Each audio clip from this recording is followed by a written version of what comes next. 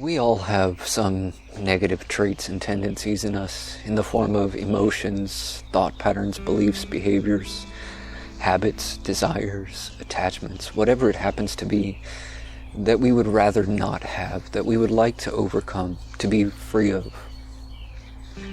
And the way we usually approach these things is through some kind of exerted effort or force. We might try to force a change in our behavior, or we might try to push away certain thoughts and feelings, or we just might wind up repressing a lot of it, burying it deep down inside of us in order that we don't have to deal with it at all. And most of the time, these methods don't work. They may seem to work for a time. That is, for a while, we may be able to hold these things at bay or to keep them buried and covered up, or we might be able to regulate our behavior in spite of the urge to behave otherwise, but usually it doesn't last. At some point, it all tends to get the better of us. Those repressed emotions eventually rise back up to the surface, or those negative thoughts keep getting louder until we just can't ignore them anymore, or our desire becomes so strong that we lose all control of our behavior, giving in to our urges. And oftentimes, whatever it happens to be, it has been building up in us, growing and festering, so that when it finally gets expressed, it's much more intense or pronounced than it would be otherwise. Frustration turns to rage, anxiety becomes panic, disappointment becomes depression. Whatever it happens to be, whatever we've been trying to resist in ourselves, it builds up to a point at which it becomes overwhelming and unconstrained. Oftentimes it may feel futile to try and control these things. It may feel as if we simply can't be rid of them no matter what we try. And on top of that, there tends to be a lot of heavy emotions that arise as a result of our struggle. We might feel ashamed. We might feel weak or helpless. We might feel frustrated, overwhelmed, and defeated. We might feel a crippling sense of despair. And we may give up entirely, resigning to whatever negative traits or tendencies we see in ourselves. But it's not an acceptance of these things. There's still resistance. There's still the desire to be rid of them. We just don't know how. We might just convince ourselves that this is who we are and nothing can be done about it. Or perhaps we haven't gotten to that point just yet. Perhaps we're still struggling with these things, still fighting with them, trying to control or expel them. And though it may be very tiresome and frustrating, we haven't given up just yet. But suppose there's another way to approach all of this, and suppose it's much easier, or at least what I mean is that it doesn't require so much effort, so much struggle and strife. Suppose all that's really required is observation, the willingness to see. But before we go into that, I think it's very important to have a clear understanding of the difference between observation and judgment. When it comes to these traits and tendencies, these thoughts, these feelings, these behaviors and so on that seem to trouble us so much, we're often very quick to judge, and we typically judge these things as bad, or perhaps even sinful or evil. And the thing about judgment is that it carries its own emotional charge. So when we judge something as bad, there's a feeling of resistance or repulsion. And when it's something in us that we judge as bad, we might call that feeling shame. And the interesting thing about shame is that it often stands in the way of our resolving or overcoming these things. This is in part because shame tends to make us feel weak and helpless. And when we feel weak and helpless, we tend to feel defeated before we've even tried to change. And that makes it very difficult. For some people, the shame is so much that they don't even bother in the first place.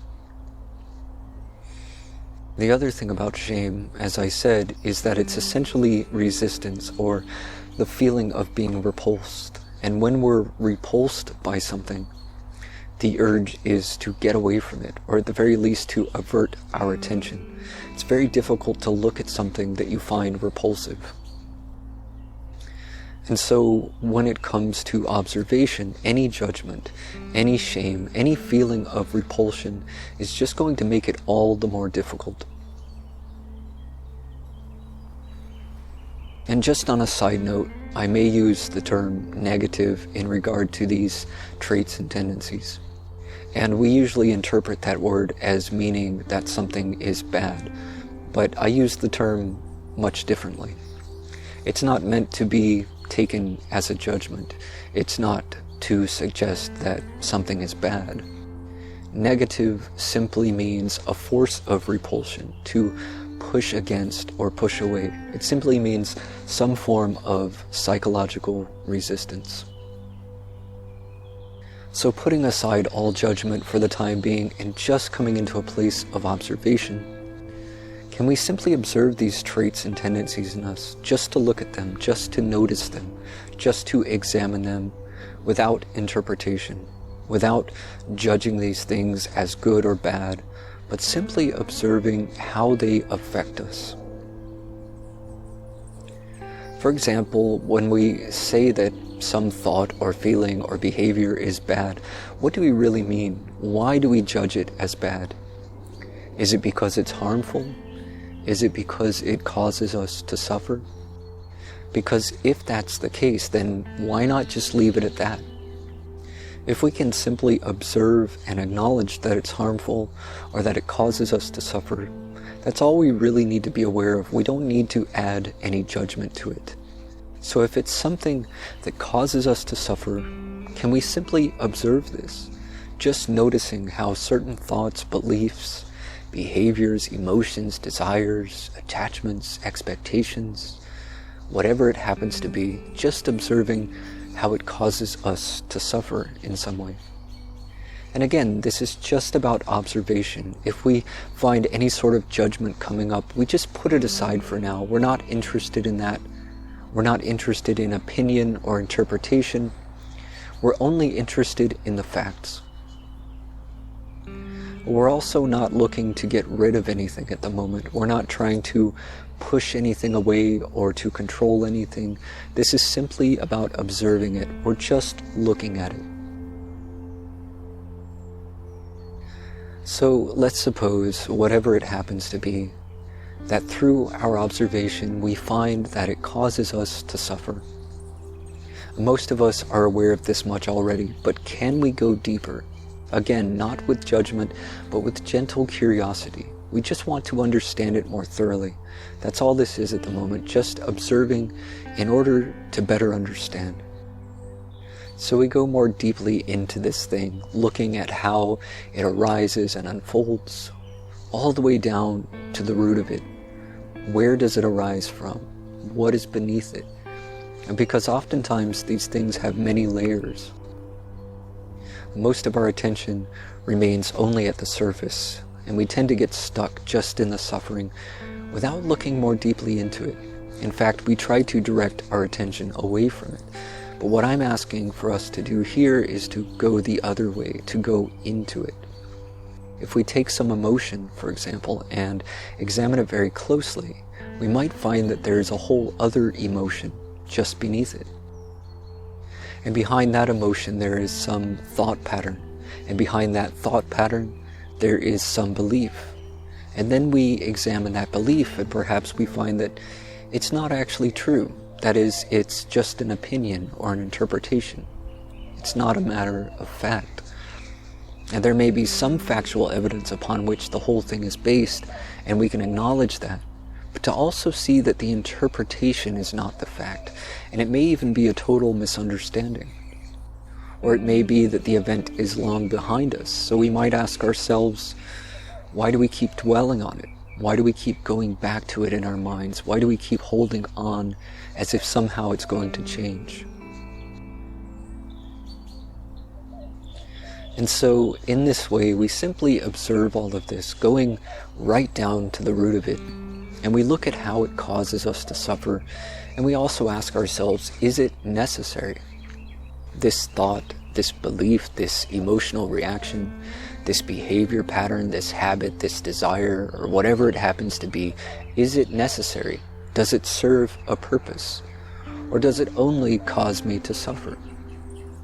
Oftentimes we may find that it serves no real purpose, that it's completely unnecessary, and that the suffering we experience as a result of it is also completely unnecessary.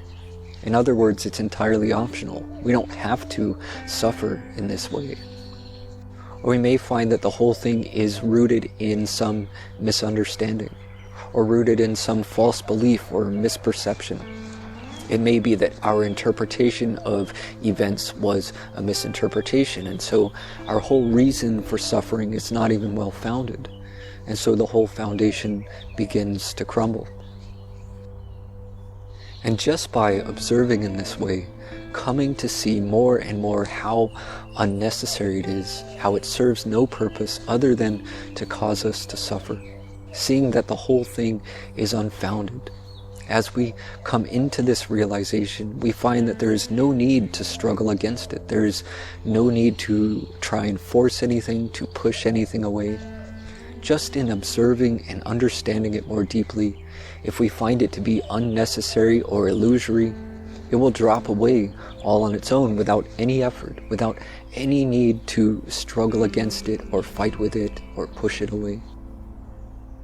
Just by observing and understanding it, it will dissolve all on its own.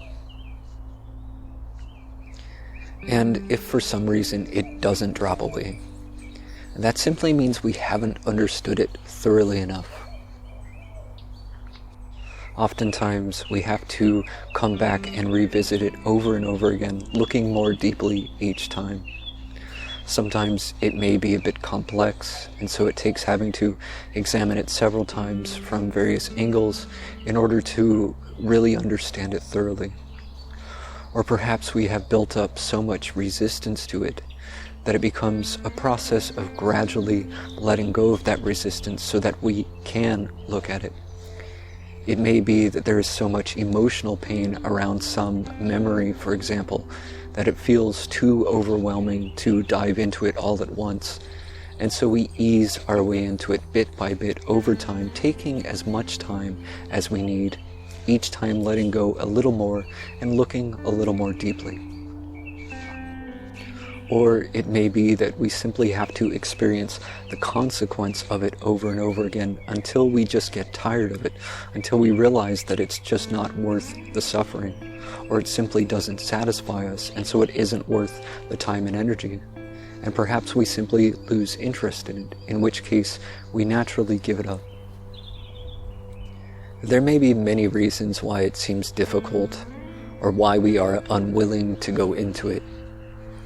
But the deeper the awareness, the greater the release. We can try to control our thoughts. We can try to control our emotions. We can try to control our behavior. Or we can simply try to understand it. As we come to understand these things more deeply, more thoroughly, eventually we give them up, not by any sort of effort or struggle, but simply in coming to realize how unnecessary it all is.